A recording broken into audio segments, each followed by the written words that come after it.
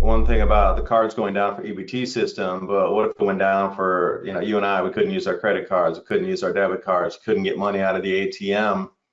Hopefully you would have had some spare cash, literally cash in small denomination notes laying around the house in your safe somewhere, gold, silver, so you could still trade. Because I talk to the Amish guys and they're always willing to take silver for anything. Still, they prefer that versus the paper dollars. I think it is going to come to that in some areas. I think to me, a very low lifestyle is a very high population density. I mean, even though I'm a football fan, I've been to many live games. You go into a stadium of 80,000 people, it doesn't matter how rich or poor you are, you're just a little sardine moving with the crowd. I mean, you can't really set your own pace.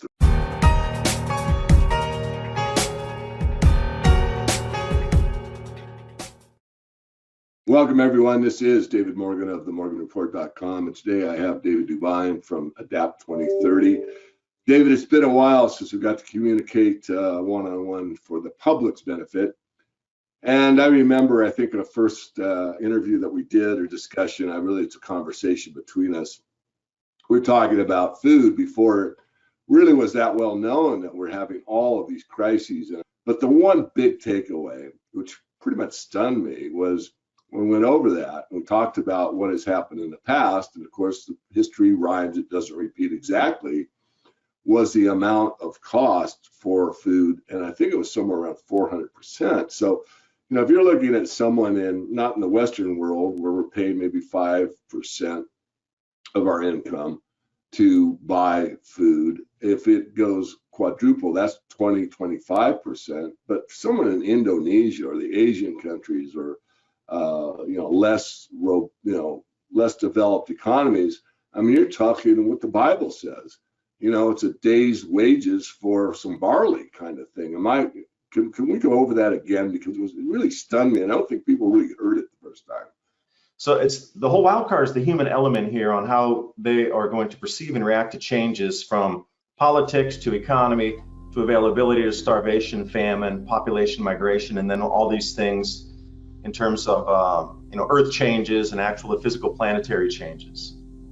I know, again, a lot to unpack there. Too early for you. Double espresso there, David. Well, I remember, and it was years ago, where that, I won't call it an ultimate truth, but a very good look when, and I think the way it was stated was the thin veneer of civilization, and reading, history and what happens when that thin veneer is peeled off and there isn't enough food and the economy is in disarray, and it's basically Darwinian survival of the fittest. And you take it for granted, especially someone my age in the boomer generation, that things have been pretty darn good for birth till recent times, up until really there's been wars, there's a Vietnam. I mean, I can make a case for disruptions, but basically, we didn't have any real food supply problems, and there was always more in the store. You didn't have empty shelves during a hurricane or whatever. So now we're facing what you said. And it's not just here in the US, it's basically everywhere. It's been that way in, let's say, very underdeveloped nations. So with what I see coming, I agree with, I think, everything you've said so far. It's frightening to think about what happens when that thin veneer is peeled off and people do whatever they have to do to be able to feed their kids or get some water or, whatever. And that's very scary. I mean, it goes to a dystopian movie, except it's reality.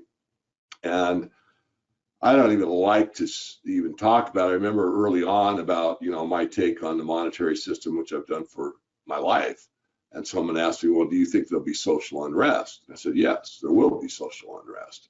And I didn't downplay it at the time. And from what I'd seen from that point of view, you would have definitely disruptions in the large cities because there's so much, welfare type of situations where people get food stamps or one of those debit card things from the government to get their food. And those things fail because, one, you're not getting enough food for the amount on the card, or there's a disruption in the electronic system where it doesn't read the card, or any of these variables that could take place. you can have a really quick turnabout where one day you're safe and sound and, you know, aware, and the next day, you know, they're riding in the streets, there's food fights or breaking windows and grabbing stuff. And that frightens me, and I think others, as it should. And, you know, what is the precautions you can take? I mean, only so many of us can, you know, hide out in very low population densities, have enough food where we can last for a month by ourselves or whatever, which is a short-term solution, but certainly not a long-term solution. So why don't you pick up on my thread? I know what you've done. We've talked about it, you know, from time to time. And you've done a lot in Tennessee, and congratulations on that. And I know you're making a strong community, which is where it all lies. You can't really get stored food in your own well in a shotgun and think you're really safe. You're not. It does come down to community, which means, I guess, and I'm not trying to answer the question for you, unless you've really thought this thing through from a longer term perspective, as you have, you may be in a situation that all of a sudden you find yourself in, there's really no out to it. Am I right? That is, you know, one thing about the cards going down for EBT system, but what if it went down for, you know, you and I, we couldn't use our credit cards, we couldn't use our debit cards, couldn't get money out of the ATM. Hopefully you would have had some spare cash, literally cash in small denomination notes laying around the house in your safe somewhere, gold, silver, so you could still trade. Because I talk to the Amish guys and they're always willing to take silver for anything. Still, they prefer that versus the paper dollars. But I think if what you're talking about and describing, where you start to see flash mobs cracking open windows and breaking into supermarkets and it all goes down, we would have a probably good 2-week lead out here before those masses would make it out to the more rural countryside. But I think it was, you said, you know, they only have 1 tank of gas, so they're only going to come out so far because they realize they need to go home. So that's viable for 1 or 2 runs for them. But then, you know, again, it's all about growing more food after you eat the food by having seeds in a community to work together to replenish the stocks. Because marauders are in the worst position. They've used violence and coercion to go get their supplies. They burned a half a tank of gas to get out. They burned a half a tank to get back. And then their supplies are going to run out again because they have no way to replenish the stocks except stealing again. So to even be in the mind frame of working together to be able to grow food or whatever it might be to help filter water or keep heat going. You know, I have a triple redundancy. If my electric goes out, I have a yurt out there with camp stove. So I can at least cook and have light. It's got glass on the sides. It's a winter well stove. You know, we can burn wood and still be able to have boiled water, have heat and light. And with all the solar devices, we can still charge everything and have communications running off of solar recharging. You know, okay, that's small.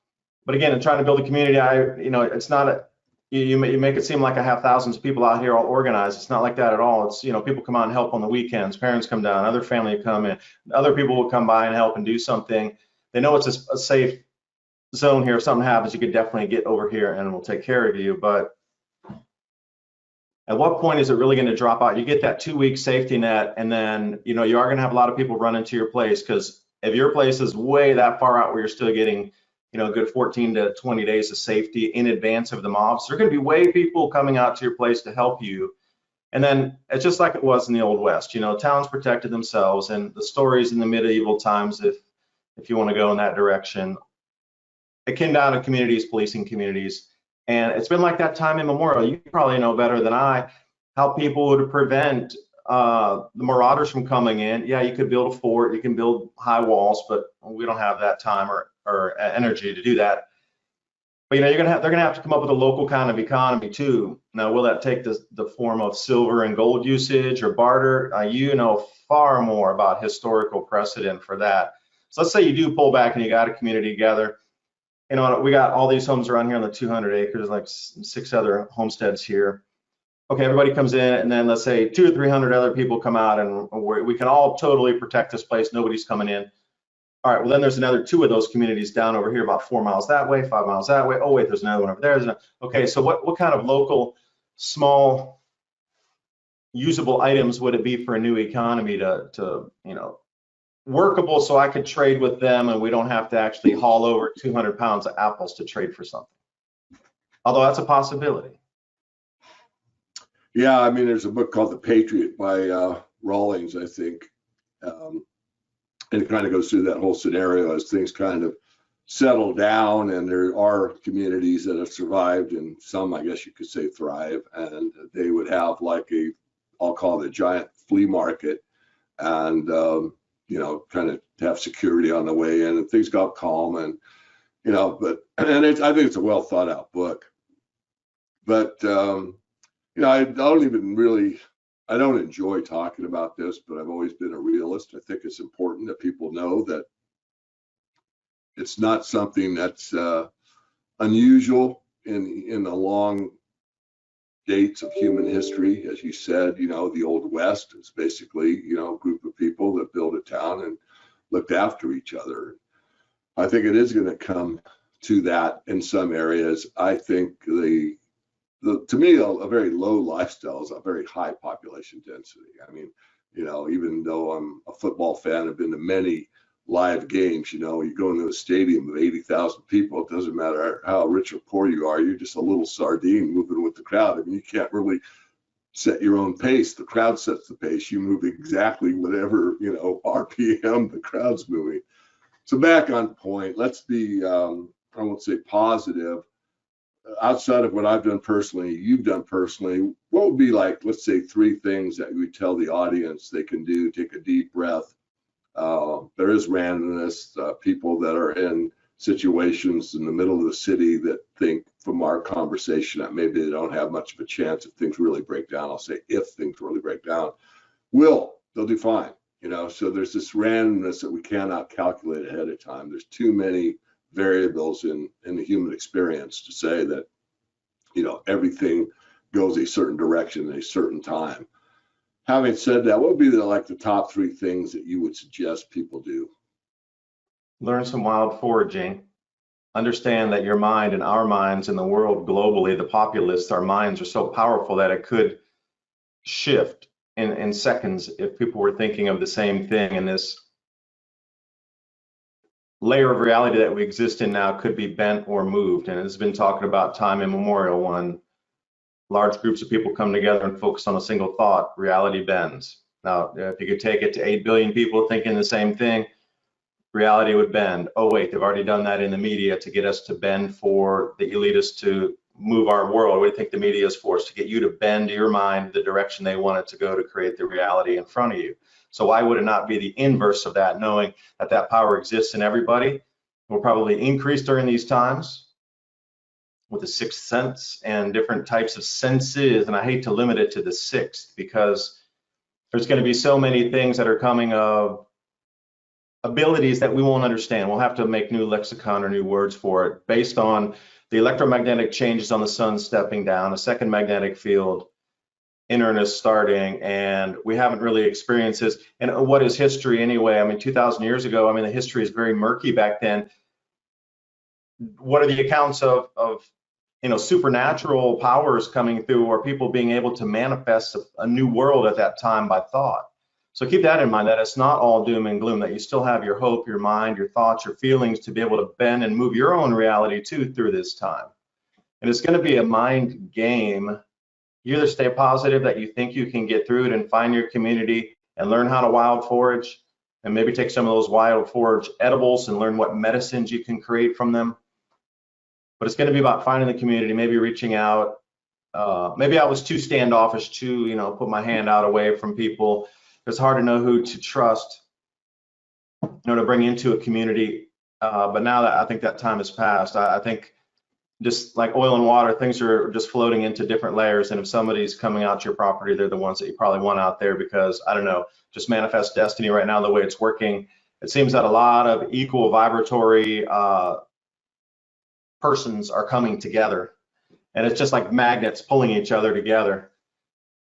So go find that community and find out where your local water sources are too. Just because you're in a city doesn't mean there's no water. If the water gets turned off, or do you even know how to walk out of a city? Let's say all the transportation's blocked off, and can you walk out of a city? That's a practice thing to do too. But once you get out of that harm's way, then what? See, you're gonna have to have a community and somehow be able to get to it.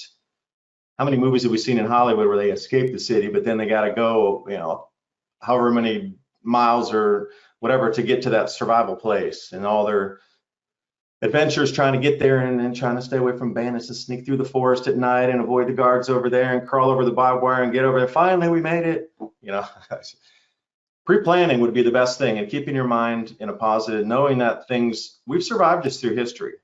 Yes. And you have a timeline, Right. at least in my opinion, which most people didn't before. That's hugely powerful to know the timeline on it. Well, I'm going to make one comment and give it back to you if there's anything you'd like to say to finish us off. Thank you very much for your time. And this came to me just the other night. I don't know why I hadn't thought of it before, but I've often talked about, money is power. And if you have the money power, the money masters, the elites, the bankers, you have power over people, because most people, not all people, can be bought. But then I thought, really what is the ultimate power? I mean, there's one who has all power, that's God, may you find him now. And my point of that 3 sentences is love. I mean, it sounds corny, to some people it sounds corny, not certainly from my life's experience, that love could conquer nearly anything. And I think I'm not going to put words in your mouth, but you circled that idea. And I thought it's important from now on that I try to at least convey that somewhere in any interview that I do or any that I give, that we really have got to stay grounded and focused, and not get too wrapped up in what could be, but what is for our reality. Where you're at in Tennessee, you're going to have a different set of circumstances where I will, either in Washington or Montana, wherever I end up. And you can plan ahead. Of course, I wouldn't have stored food if I didn't plan ahead. But nonetheless, it's that person that does come to the gate, and you take them at an individual basis and examine it right then and there to your best of your human ability, and you make a decision. You don't have to sit there and really worry about what's happening in the next large town, because that's really out of stuff you can control. So if you'd like to comment on that, what I'm trying to convey here is that stay in the right frame of mind, have the right attitude, know that it's an experience here. It's not a forever thing. Everybody has an end point. As the late, great Jim Morrison said, no one here gets out alive. So we really want to do with the time that we have, be it short or long, under whatever human conditions we find ourselves, if we can, to stay in the most powerful place we can be, and that's in the power of love. It is, and knowing that there's a great creator that is out there, that is beside you, in you at all times, that power resides in your atoms, in your molecules. You're not separated from the field. You're in it, you're part of it. So as we move forward, mind is going to be everything, including your belief system. So you come to the point of death. I mean, you're back with the great creator. Okay, we either live here on this planet, in this plane. If you exit that, don't fear things as you move through as well. The power of knowing you can grow food and harvest it and provide and forage and be able to purify water and have the basic needs met. I mean, that is so empowering. Even if you know how to build something for shelter, that is an empowering thing in itself. And then drawing on these energies, and through all the mystics and all this time, since time immemorial, using this force that's around us. Now, what you want to term that as, there's thousands of terms for it, but it's that energy field and consciousness of all time, space, dimensionality that is creation itself of the creator. So to step inside that field and know that you can move in that field, build from that field of love and vibration and light, that's a very powerful thing. Just the hopelessness needs to go. You can do something. The situation's going to get a little rough moving forward. Change is going to be a constant. And as long as you know the changes or can at least anticipate a few of them, you can stay ahead. It's just, I feel a little empathy and sorrow for people who just won't know what's coming. And every time they move, it'll be because they're acting on what had happened, not seeing in advance maybe what could happen and getting ready. So when it does come, you're already ready to move. Where they'll just be stuck and go, what just happened? Oh, whoosh, and get pulled by the shirt. You got to go this way. Whoa, whoa, whoa. That shouldn't be like that for anybody. I think it'll be a shift in consciousness where everybody would know this is happening at the same time. It'll put our world into so much action. When you look at the signs of, like before there's an earthquake, an enormous amount of worms come out of the ground, snakes come out of the ground, frogs emerge, whatever, elephants run to the hills. They're feeling the electrostatic charge through the crust. They're feeling it. The electric discharge is felt by animals, not so much humans, but it's the same thing. I really feel this time we are going to become the animals. When this happens, it's going to be an electric charge through the entire, I don't know whether it be atmosphere or whatnot, but it will affect every human where you'll just trigger it on and go, whoa, something's up, game time right now. It's undeniable. There's no way to put it past, but it's here. And you're just going to intuitively sense that it's here. And you might even move much more succinctly, and every single action you take might be the perfect action. I don't know. There's a lot of these things that are primal instincts that have kept us alive through millions of years of these changes. And I can't believe that would just disappear because we have the internet now. Like, that's hard woven into us. I agree. Well, David, it's always fascinating to speak with you. And I've watched you, I'll say, develop. I think you're more interesting than the first time I stumbled upon Adapt 2030. And I said, this guy really knows what he's talking about. I know somewhat of your background because we're pretty, consider you a friend, about, what you did in the coffee business and when you were in China, which fascinated me. I was only in real China, I'm not counting Hong Kong, where I've been multiple times, but Beijing for several days. And just even in that short time, you kind of get a flavor for the culture, and so much different in so many ways. And I won't digress any further, but really appreciate your time, your insights, and what you are doing to help others, to look ahead, be real about it, don't overreact, but at least take appropriate actions, because the word satisfaction has the word action in it. If you just sit there and contemplate things all day, that's not going to work. You have to have something that you put into action, I think, in order to really be able to adjust, adapt, and go with whatever was presented to you. And you have this weekend for action. Go buy seeds, order seeds online, go out to the store, get beans and things that you can sprout into microgreens, just a whole bunch of things. You got a whole weekend, you can do some action this weekend. Yeah, David, I appreciate you having me on so we could talk further. I know I kind of hogged the mic on the time here. I was hoping to get some insights out of you too. I feel like a mic hog.